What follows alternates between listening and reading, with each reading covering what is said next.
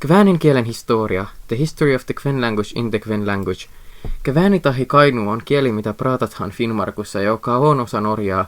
Menneisyydessä kvääni oli melkein majoriteetti monissa Finnmarkun regionissa, mutta täpänä kväänitä osaa enää pian praatata 1000 ja 5000 välillä ihmisistä.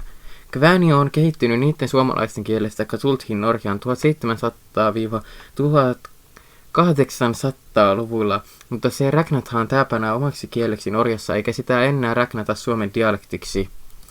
Sen tähden kuitenkin kvääni on vielä rohki lähellä suomen kieltä, mutta siellä on paljon trekkiä, jotka on kadonneet suomen kielestä, mutta on säilyneet kväänissä.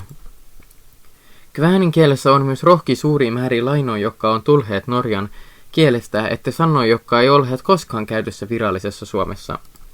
1800-luvulla Finnmarkun väjestä noin 25% Finnmarkusta praatattiin kväänitä, mutta siihen aikaan Norjan staatissa haluttiin, että kaikki tyhä praatataan norjaksi, jonka tähden Norjassa haluttiin, että kväänit ei praattaisi omaa kieltä.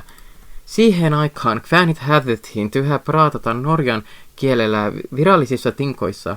Tämä prosessi tuli vielä kovemmaksi 1900-luvulla, kun Suomi sai itsenäisyyden, jonka jälkeen Norjassa pelättiin, että Suomi haluaa vallata Finnmarkun kväänitten tähden.